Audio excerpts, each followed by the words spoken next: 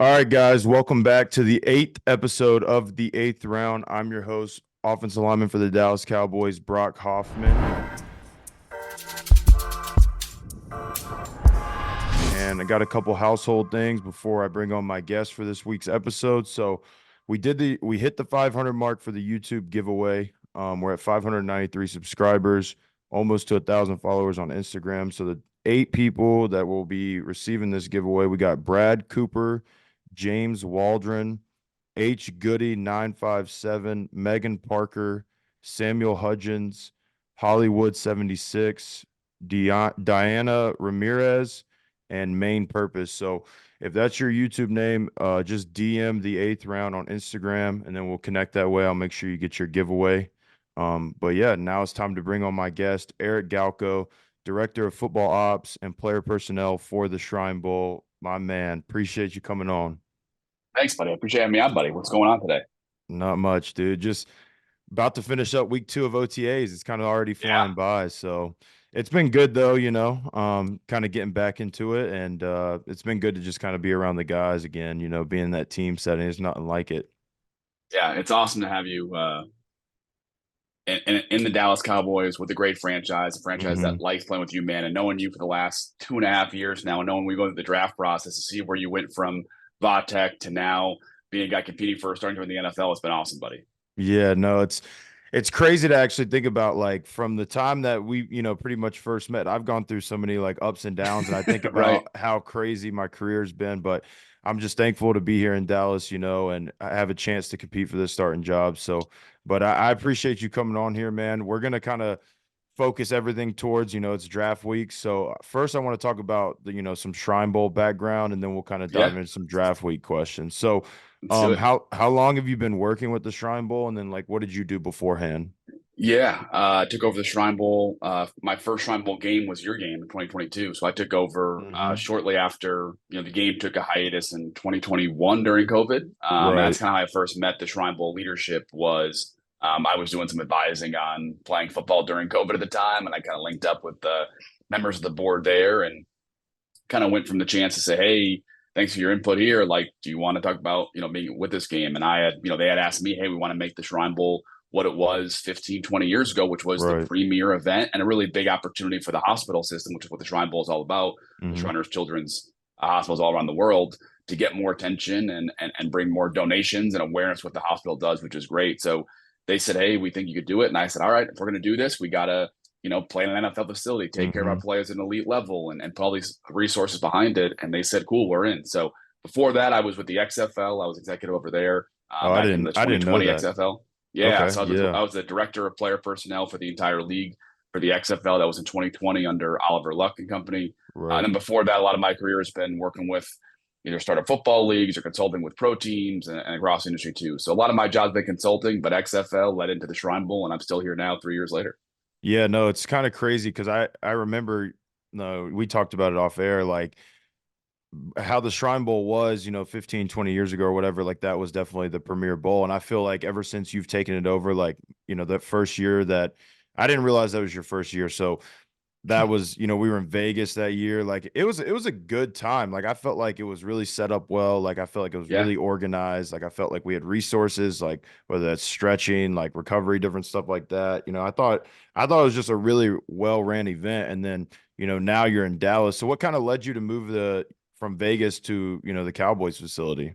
Yeah, I love Vegas, man. Vegas is awesome. I think for a lot of people around it, Yeah. and a lot of our genesis of going to Vegas was being at Allegiant Stadium, being in an Right. NFL facility. I want to. I mean, you're a player, man. Like I think the draft process has never really taken care of players, and that's not just the All Star games. That's the combine. That's the pro 100%. day, the 30 visits. Right? You're just exhausted, and I'm like, hey, I want the Shrine Bowl to become hopefully this pinnacle event that players like yourself can tell other teammates, hey, the Shrine Bowl took care of me. But Hmm. also, if this leads to change for other All Star games or for the combine, great, right? I want to enact change while I'm in this job. And being in Vegas was Allegiant Stadium and at the Raiders Pack facility for 2 days. And then we were there for 2 years and then the chance to open it back up because the Super Bowl was there. We had an Hmm. optionality to kind of maybe leave. And we opened it back up. And thankfully, the city of Frisco was one of our finalists last time around. They're like, we want this. We get you a brand new hotel.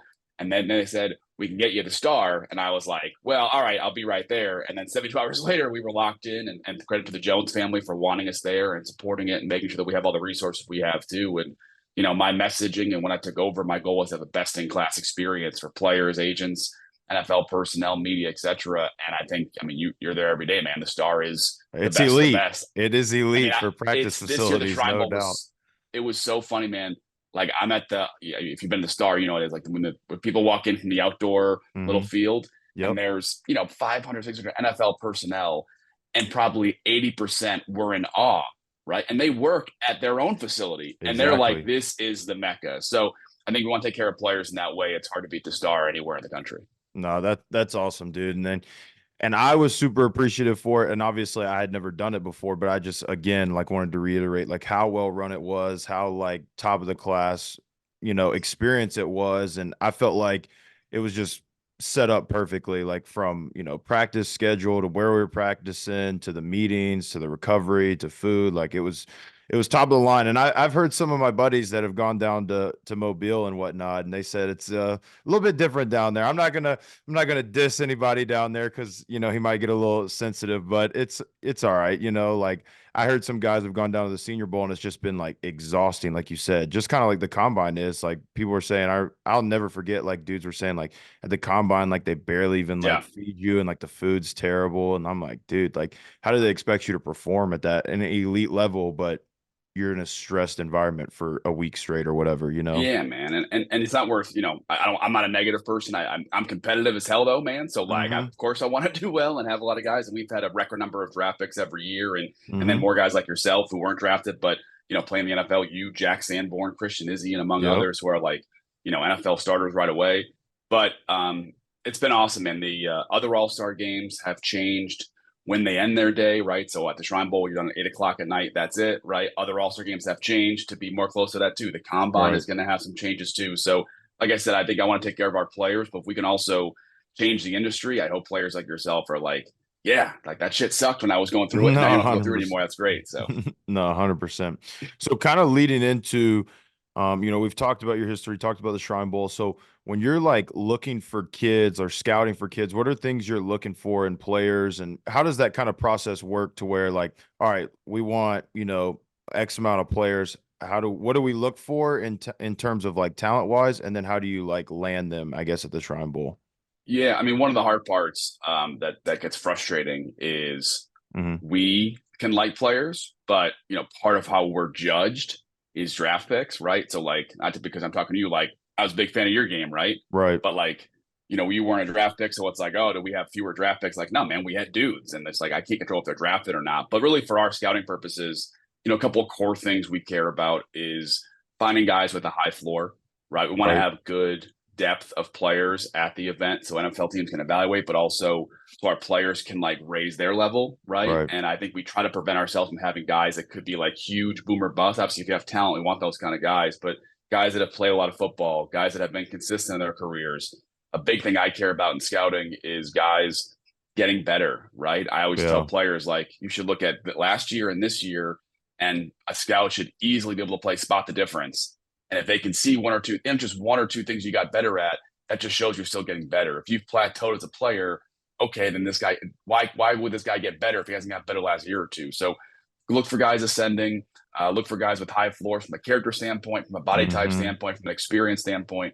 And then for us, because we're so early on in the process, we've got to be creative in how we evaluate athleticism, right? We don't have the Right. benefit of the NFL combine to know who's a good athlete. So we use things such as tracking football, which uses track and field data to assess athletic ability. We use Hmm. Zebra and Catapult to assess that at the college level. We work with the college programs consistently to be like, hey, who are these guys that have athletic testing too? So it's a delicate balance. We have to be right in our evaluations by like October. NFL teams have till April, so we got to be ahead of the Yeah. curve. That's one of the benefits is that we work so hard as a staff, and we're almost done for next year's draft as of today, right? But we have to be That's so far crazy. ahead that Yeah. allows me and my staff to really help NFL teams because we have already concluded our evaluation on guys Hmm. much before them. We can help them a lot more.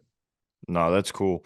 And Yeah. I can understand like how how stressful it is just because like I mean you probably watch film on so many different guys and I wanted to touch on one of the things that you talked about with like the character side of things too because I played in the Shrine Bowl in high school when it was like the Yeah. North Carolina versus South Carolina game and then again being able to do it in after college, pre-draft stuff. It's cool because the main reason, about the Shrine Bowl is obviously for the kids and for the hospitals and all that stuff. So I think it's a really cool thing that you actually, look for that and care about that because, when we go visit those kids, like it makes their day, you know what I mean? So it's just a really special moment being in the Shrine Bowl and playing for it. So I Yeah. like that you touched on that. The character piece is hard sometimes. I think people on the outside don't know what that means. And I Hmm. think I'm sure players like yourself in college don't know what to get in the NFL. Like character doesn't mean are you going to get arrested or not, right? Or what you Right. did wrong. It's like, hey, when this guy gets here, how is he going to act, right? I had a team ask me about a receiver who wasn't the Shrine Bowl, but a player I knew really well who's a good player. And they were like, what's he going to be like if he has 0 catches through week 10 or he has 60 catches through week 10, right? Like, how are you going to evaluate being no Hmm. ball production versus a lot of ball production too? That's what teams mean when they talk about character. It's maturity, it's ability to step in the locker room and like not be scared of your teammates, work with guys, get better, be self-motivated. So I think for us, a lot of that on our point of view is we get to talk to some players early on like you, and I'll talk to players for next year's draft, sometime in the summer, but a lot relies on our connections at the college campuses too. So it's something we take a lot of pride in because any guy can watch film and probably get a good sense of who's good, but knowing the characters we take a lot of pride in. Yeah, no, that's awesome. That's awesome, dude. So we're gonna shift gears from, the Yeah. Shrine Bowl. Now we're going to is draft week. A lot of Dallas Cowboy fans are gonna be watching this. They want to know what's going on with us. But I'm gonna ask you a couple questions first. So give me five people. I know that's hard. I'm sure you could give me a lot. Give me five No guys prep off the here. No yeah, prep here, no Brock. All right, prep, let's go no off the prep, dome. Let's go. no prep. Five guys. Give me five guys that were at the Shrine Bowl that you think are Yeah. either sleeper picks or going to go higher Oh than man. some boards have. I know it's tough. I Man. know it's tough. You Well, can you're give me. also asking me to pick against my. It's like picking against my kids here, man. I got to pick five. I have 141 of I, my favorite players in the all draft, right. but You could. I'll You I'll could give give. you I'll give you five. I'll All give you right. All five on right. day All right. two. All Let's right. do All that. right. I'll All answer right. your question. All right. Well, what if 2 years ago someone asked me the five guys and I didn't say you, Brock? You'd be pissed. I Um, mean, I would be, but I mean, it is what it is. It's all right. All right. You yeah. can give me. You can give me 10 guys. I don't care. No, Give me we'll some do. guys. I could do 141, but I'll give you a couple guys I think to watch out for on day two, and maybe some of these Yeah. guys could be Cowboys. Right. Number one, I'm going kind of positionally here. Jonathan Brooks at Texas, right? He wasn't a running back at Texas. He wasn't able to participate in the Shrine Bowl. He was hurt, but we still, have those guys that we have planned on inviting come if they get hurt. We don't abandon players because they get hurt Right. during their season. We had him come in and interview, and obviously he's worked with, and I believe he'd have gotten surgery or rehab with the Dallas Cowboys doctors, but Right. he has a good chance to be the first running back taken. That I think, don't be surprised if he is, despite maybe not being healthy officially until training camp. Like he Hmm. is maybe a small notch below Bijan Robinson as a player, and if he's healthy and you can get that guy healthy for June, and you might be get a top 10 talent somewhere in the second round too. So he's one that jumps out. Malik Washington, receiver at Virginia. He caught 120 balls this year at Virginia. I think he had 60% of their catches on the season, something crazy. He's a 5'8" guy, but super high character, super high floor, maybe a slot only, but like, don't be surprised if he catches 50, 60 balls as a rookie next year I for your can't. fantasy I'm teams out there sorry, too. I'm cutting you off. I can't believe you just Yeah. gave up Virginia guy, bro. Come on now. Well, I'm a this Virginia. is your I'm a this is your Hokie, man. punishment for making I'm me a pick my Hokie, guys. man. So, No, you're good, bro. uh, Keep going. I'm sorry. No, you're good, man. You can bust balls. It's all good. Two offensive linemen, Mason McCormick of South Dakota State. Yep. I know he's training down there in Duke with Duke Manyweather in Frisco. He dominated the Shrine Bowl this year. Last year we had a guy, Juice Scruggs, who Hmm. crushed Shrine Bowl week. And, I think hate having players, hey, having the Shrine Bowl get credit for guys doing their thing. Like, we're just a pass through, man. I want to take care of guys and get out of here. But Juice dominated the Shrine Bowl all week long. So Right. much of the Texans traded up in the second round to go get him. That could be Mason McCormick this year of South Dakota State. He was the sixth most athletic guard in NFL combine history. So he's a really good player. Christian Mahogany at Boston College, another guy Yep. that I know I him. think early on in his career might have been a first round pick, some injuries and that kind of stuff kind of hurt him a little bit. But like that dude's gonna be a plug and play guy. And he'll be a Hmm. day two pick. And then I'll say Edrin Cooper. Two more guys that's already. Edrin Cooper, linebacker, Texas A&M. Yep. Good chance to be the first linebacker taken. He's a darn good player. He might be a late first round pick, but if not, one of the first few picks of the second round. And then Dadrian Taylor Demerson of Texas A&M. He's a safety nickel hybrid. But again, he'll go somewhere on day 2. And a guy I think as fans learn about him, he's a guy you'll want your team to draft for sure. Yeah, no, and the two, I mean, it's hard keeping up with college ball, but the two O linemen you Yeah, did mention, like I remember I gave love to that South Dakota State guy. yeah. When he what did he do? Break the record for his vertical and stuff at the combine? Was that what it Bro, was? there was the tackle broke the record for the vertical. I think he broke the record for the broad jump. Oh, Crazy on the okay. same team at South Yeah, Dakota State. Same yeah. team.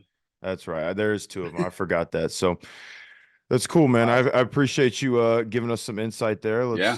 Let's I'm gonna ask you another question right here. Here we go. Yeah. So how much of a role do you play after the players come to the Shrine Bowl in terms of, how much in contact are you with executives in like this kind of Huge. phase? You know what I mean? Yeah, it's huge, man. And I take a lot of pride in that, right? And my mission for NFL clubs is, to be honest, still, I want these teams to not, I don't want to be straight propaganda, right? They Right. know I'm biased, but I want to make sure I can still give them points. But what my usual mission has been, especially the last 3 years in this job, is, they know I like every Shrine Bowl player, right? And I can give some context without being negative. But if I can give these area scouts or coaches or executives just some ammo and some ideas, right? Like that idea of like Mason being the 6th most athletic guard in NFL combine history, right? That's objective. So if I can give NFL teams as many of these little talking points, and especially for scouts or coaches who like these guys, when it comes to draft rooms, it's not the loudest voice, but it's a guy who makes the best point can really win out. And if you as a scout or a coach can give 2 or 3 points of like, hey, I want this guy, and not because of some film, but because of this and this, or he's the best at this, or hey, Hmm. Caden Wallace at Penn State, another guy at the Shrine Bowl too. Like he started 800 snaps at right tackle more than any other tackle in this draft class. You need a right tackle. Hey, Caden Wallace is screaming at you. He's played a lot of ball, right? Those Yep. kind of facts can really help a scout's argument, and those arguments can matter when it comes to draft day. So I take a lot of pride in that. I don't pretend that I can help guys get drafted for sure, but if I can create some supply and demand and give some ammo and stuff like that too. I want to do that and make sure I can have our guys get drafted as early as possible. And so I spend a lot of time. I don't tweet as much as I probably should for the job, but my focus is really on like calls and texts and talking to players themselves and keeping their agents involved. And of course, talking NFL personnel from a week after the Shrine Bowl when they kind of review the film and sit down at the NFL Combine through the Pro Day circuit, and now especially here in April. And then throughout April, there are some kind of scheduled meetings I'll have with teams and go over the Shrine Bowl roster or other players. Sometimes it's just a director of college scouting or a GM on the road back home to us from the office and just saying, hey, what do you think about this guy? And I kind of talk a little bit too. So it's a lot of conversations really since the end of the Shrine Bowl until now. Yeah, no, I like how you hit on too. Like nobody can guarantee you're going to get drafted or where you're going to get drafted, but I think like what you hit on is just like aiding that player's, chances, I guess, in terms of like Yep. giving giving a scout or giving a director or giving another exec like a reason to, pound the table and be like, yeah, this guy can really help us win. Like, because when you go there to the Shrine Bowl for a week, like they get an honest, like up close, like in person opinion of you and get to work with you and all that stuff. So I think that stuff's very beneficial to like you being able to talk to them after the fact, like, just kind of Yeah. keeping it fresh in their mind and whatnot. Yeah, I think I can frame guys in a certain way, and hopefully I can. At the very least, if I can give NFL teams good information on our guys, they learned a lot about these guys in the process. But, keep in mind, NFL teams can't talk to players until the All-Star games, right? They're Right. not allowed to per rules. So everything before then is secondhand to coaches and scouts and personnel. Whereas I can talk to the guys a bit more and I can tell NFL teams, hey, here's my experience of who Brock is, right? Not good or bad. It's just like this kind of duty is, right? And like a lot of people don't realize sometimes too that NFL teams are looking for personality fits like they are scheme fits, right? If you Yep. got a bunch of alphas in your receiver room, you can't take an alpha receiver and expect it all to go well, right? Mm-hmm. Someone's got to break here. It's same thing for offensive line rooms. I know too, man. If this guy like Yep. can't take a joke, then like get him out of here, right? Or I got to do Yeah. something else either. So 100%. yeah, 100%. so I mean, you talk about that too a little bit too, if you want to. Like, I mean, your experience, man. Like, you can't. If Dallas wants to draft an offensive lineman, like he's got to fit your room, or he's going to get spit up and shoot out, huh? Yeah, no, I think that's the main thing, especially like hearing from our coaches is like, Yeah, obviously a lot of players have talent, but it's like, are they going to gel in our room? Because our room's unique. Like we have a really tight bond. Like we do a lot of things together. We give each other a lot of shit, like you said. So like, I mean, if a guy's going to come in and not be able to take a joke or not really trying to fit in with us, like it's like it just doesn't gel. And I can agree with that where you say like personality wise, because it's like that. Every room is different. Whether it's Yep. DB room for the Cowboys, it's completely different than a DB room for the Cardinals or the Eagles. You know what I mean? So it's like just seeing like how your room already interacts and then do these guys fit that personality wise, which is very, very true point. Yep. Guys in my draft class, one guy particular I remember, Cole Strange, right? So Yeah. the question I'm referencing him because you know, I don't remember if he was really projected to go as high as he did. I remember some teams like I guess had like third round grades on him, but he went like what did he go 21 overall? So like why do I guess in your opinion, why do some teams draft players that maybe aren't ranked as high on NFL expert draft boards? You know what I mean? Like why do they Yeah. go for guys like that? And then like is it just like they're just so determined that like he's a fit for their team and their system, or like what is it? What do you think it is? Yeah. A couple things, man. One, most, I think, I shouldn't say that. I think a good number of teams really try not to rank players, but more Mm-hmm. so put players into buckets, right? And you can call them first round grades, second round grades, whatever you want to call them, right? Blue players, red players, whatever. But they want to put them in buckets because really when you're ranking guys at different positions, like it's kind of fugazi a little bit, right? It's like, Right. all right, I can't really compare this receiver to this guard, right? And I think even the GM of the Falcons came out recently and said like, hey, we put guys into buckets and then we kind of draft off need or at least factor need a lot, which sounds like this like taboo you shouldn't do, but like no, it makes sense, right? Hey, I need a receiver more than a guard. I'm taking a receiver of all the same grades. So that's Right. probably what happens is that some teams get to a bucket and they're part of the draft. And like, you know what? We know like this guy more than somebody else, but we're not getting a trade offer that's realistic or any at all. This guy is a good player in our bucket. We have a need. Screw it, we're taking him. So that's part of it too. I do think sometimes it can be a little bit too cliche to be like, oh, the mock drafts are always wrong. And I do think Mm-hmm. that in January, people that cover the draft on the outside are really bad and really wrong a lot of times. I mean, I But can by like, imagine. yeah, but by like March, April, everyone kind of has groupthink and they kind of get there, right? And I think the Hmm. guys, I mean, Dane Brugler does a great job at the Athletic. Right. Daniel Jeremiah does a great job at NFL.com, a couple others as well too that I'll actually talk to and talk with a little bit too. And I think by this time of the year, between their thoughts, talking with scouts, it kind of gets there. But no, teams care about that, man. I mean, it's a huge, huge part of the draft process is the teams that can find out where they like a guy relative to everybody else and get that value as close as much as possible. It's huge because if you think a guy is a first round grade and a first round pick, but Hmm. you can get him in the late second and you trade back and get two more third round picks and Yep. still get that guy, like that's what you want to do because you get more bites of the apple. So I think the teams that usually take a guy well above perceived consensus or perceived draft value, they're usually stuck. And they probably know they're stuck in the moment too, but they still like that player. And then I think the teams that can really move the draft board around are good at it too. I mean, I know there is rival of you guys, but the Eagles do a great job of that, right? The Eagles do a Right. great job of moving up on the draft board. We don't know exactly who they get and who they miss out on, but 9 times out of 10, they seem to take a really good player moving up or down Hmm. the draft. Yeah, no, I'm so happy you mentioned that because my next question was going to be like, so I guess what makes teams trade up and down? I know obviously Yeah. it's team need, or say a team needs a quarterback and there's going to be a run of quarterbacks or whatever. So I'm glad you kind of hit on that. Like, do you think we'll see a lot of draft day movement in terms of, teams moving up in You the first know, round this year? historically, yeah, I mean, and teams move generally. Again, if you think of it like buckets, like teams move down or move up to get into certain buckets, right? Hey, Right. we know we're probably high in this bucket, or we got no one in this top bucket, and we're picking at Hmm. 12. Let's move back and just get anything because one of my guys will be there later on too. Um, it's funny. I think every year in like March, there's not a lot of trades expected, and then early to mid-April, oh, there's gonna be a ton of trades, and then you get to it, and it's just really hard. It's really fun to do on the outside, but if you're a team and you're like, we can get this guy who's awesome, or we Hmm. can trade back and get I don't know who.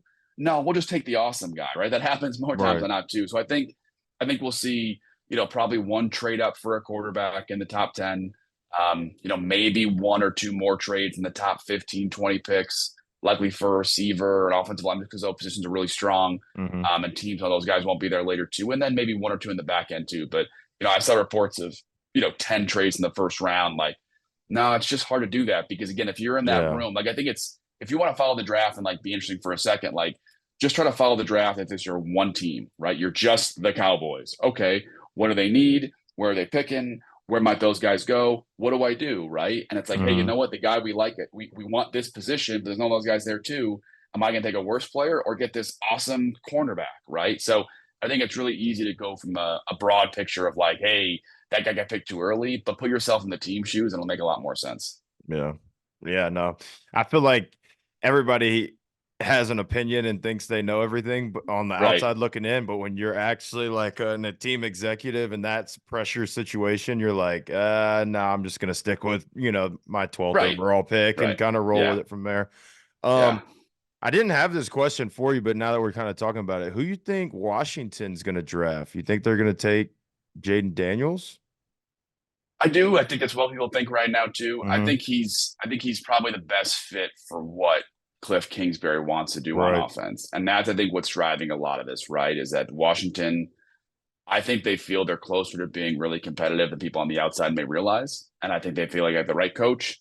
They have a good quarterback and hopefully Jaden Daniels. They've got awesome receivers. Their offensive line's in a pretty good spot. They may be Yep. aggressive. They've got two really early second round picks. So they can either A, get two really good guys there, or maybe trade back up in the first and get somebody else. So I think they feel they're close to being competitive and they want to have a quarterback who they think fits their offensive identity versus just taking a guy off traits alone. And I think Jaden's a great quarterback. Obviously, I'm not a genius scout to freaking say that, but like I think his ability to make plays on his own, his fit in Cliff Kingsbury offense, it makes too much sense. So I think you'll be going against Jaden Daniels twice a year for the next couple of years, Brock. Yeah. No, I agree with you, dude. Like I know they're in our division, but like I think Washington's gonna be a good team. Like they signed a Yeah, lot of veteran players, especially on the defensive side. Like in my head, I always thought, Cliff Kingsbury, maybe he wants Caleb Williams, maybe they'll trade up for one.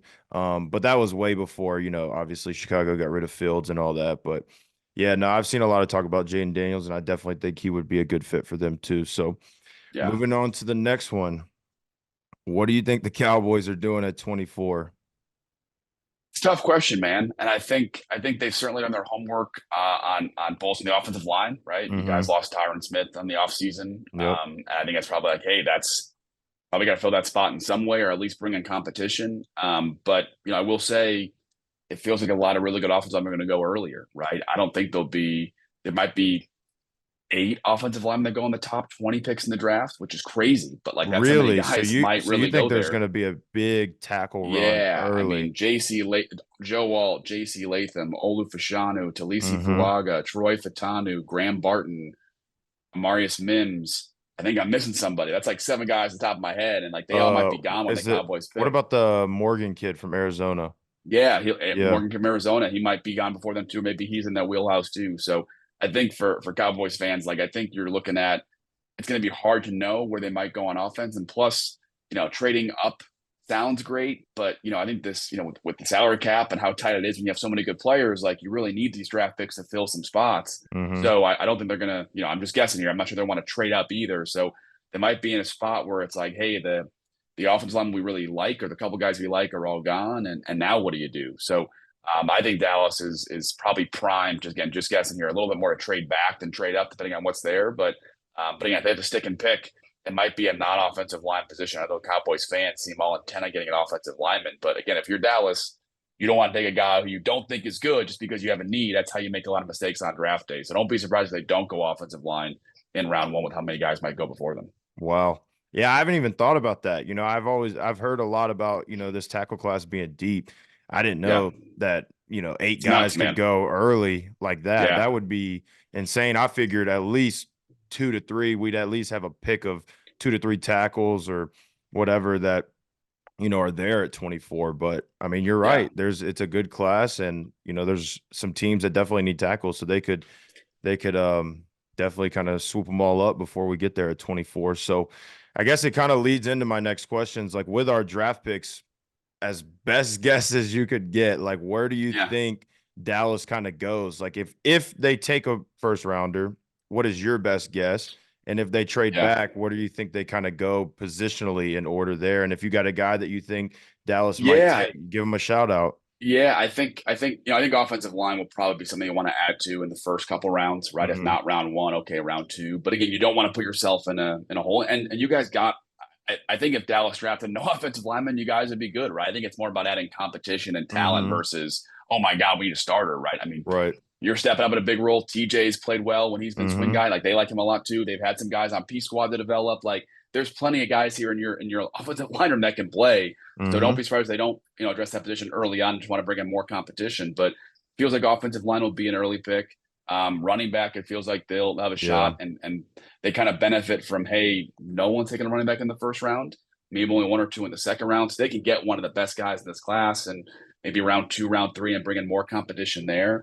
I think that the defensive line's been a strength, but keeping that a strength, especially when they pick in rounds three, round four, and then Hmm. I think bolstering up the receiver room on the back end as well too, right? We've got three guys at the top who are awesome. I think getting more depth too, and I think sometimes people think the draft is about, when they talk about need, it's not always about need for a starter. It's Right. about need for competition, right? Hey, if Hmm. I draft this guy in the third round and I got a guy there who's playing well, like if they took a receiver in the third round and he's with Jalen Tolbert, that might make Tolbert better. Cool, mission accomplished, right? That's what we want to Right. have. You want three really good guys too. So I think the Cowboys feel a spot where I think the roster overall is strong. I think they can. I think you guys. I keep saying they. You guys can play tomorrow and you got a team, you're good, you got guys. So Hmm. I think right now the focus is going to be on maximizing value. That's why trading back may make sense and bringing a lot of competition and make sure that, hey, there's a lot of youth coming in. So as that cap number keeps going up for all your top players, you still got room to grow there too. So I don't have any guy. I wish I had a guy like, hey, here's their 6th round pick. That'd be Hmm. awesome if I could do that, man. If I could do that, I'd be betting on the draft. That's even a thing. But certainly I think the adding a lot of depth, a lot of spots on that offensive line, running back spot, receiver, and then a lot more in the defense second half of the draft. Yeah, no, I like how you added too, like team need isn't always starter. Like Yeah. if people don't realize it, like the NFL season is long. Like you need quality depth players. You know Yeah. what I You mean? need Like, dudes. You yeah, need dudes, man. like, I mean, you look at me, for example, I was the backup center the whole year, and I got my first start in week 3, and I didn't start again until week 18. So, like, you just never know when you're going to need guys. And I think Coach McCarthy does a good job hitting on it. Like, whenever we have a new class coming in, he's always like, you guys got to bring these guys along because at some point in the season, we're going to need them to step up in a big role. And if we don't, then we're good. You know what I mean? But, like, 9 times out of 10, we're going to need somebody to step up because somebody's going to go down, somebody could be sick. Like you just never And for know. all, So I think it's just adding guys to really just help the overall roster, not necessarily like just getting a starter right away. for offensive line too, man, you could speak on it. Like it's just really hard to bring someone in off the street that can Hmm. like pick it up quickly and play, even if it's going to be your swing guard or swing tackle. Like Right. that's why you have to draft and develop and P squad and develop these guys so much too, man. I'm sure it's impossible to kind of jump in off the street and be like playing snaps week, 1 or 2 weeks after you get signed. Yeah, no, I agree. I mean, if you think about how Dallas got me, I was released off P squad in Cleveland. I was home for a week and I came there and like it took me some time. It took me, 2 or 3 weeks to really learn their system and then to be able to just dress. And like, Yeah. I felt like it was kind of like a last resort if I had to play. But I felt like I obviously had gotten developed in Cleveland as a player, but it was more of just like, do we just pick this guy up? You know what I mean? Do we really trust him Yeah. kind of going in the game? Yeah. Um, where like obviously now I've been in it a whole year and a half now, so I feel like they have good confidence in me. But yeah, I agree. Like I feel like you got to draft obviously guys that are draft picks over time. They have cheaper salaries, right? Than your veteran players. So I Right. think with the Right. cap issue, getting good guys as depth pieces is going to be huge for the Cowboys for sure. Brock, how quickly if the Commanders or the Eagles or the Giants draft like a nose tackle, like how quickly you're turning on the film, being like, who am I going against? Is it like Friday night after they get drafted? Is it like the weekend? How long do you wait? Shit, it might be like 20 minutes after they get drafted. Be like, let me Yeah, look up this guy. Let yeah, me see what he's yeah. about. Commanders take a guy at 34 overall. By 36, you're like, all right, let me watch the film here. Yeah, I already got the breakdown on them, man. I'm ready to go. I know Yeah, everything. Personal information. I'm ready to talk all my shit I need. Like I'm ready to go, dude. So, absolutely. but nah, man, I appreciate you coming on. This is a great episode. I think a lot of the fans are gonna love it. And Cowboys Nation, Obviously, we don't know what's going to happen, but stay tuned for that NFL draft. I'm sure it's going to be hectic for us, but as always, go Cowboys.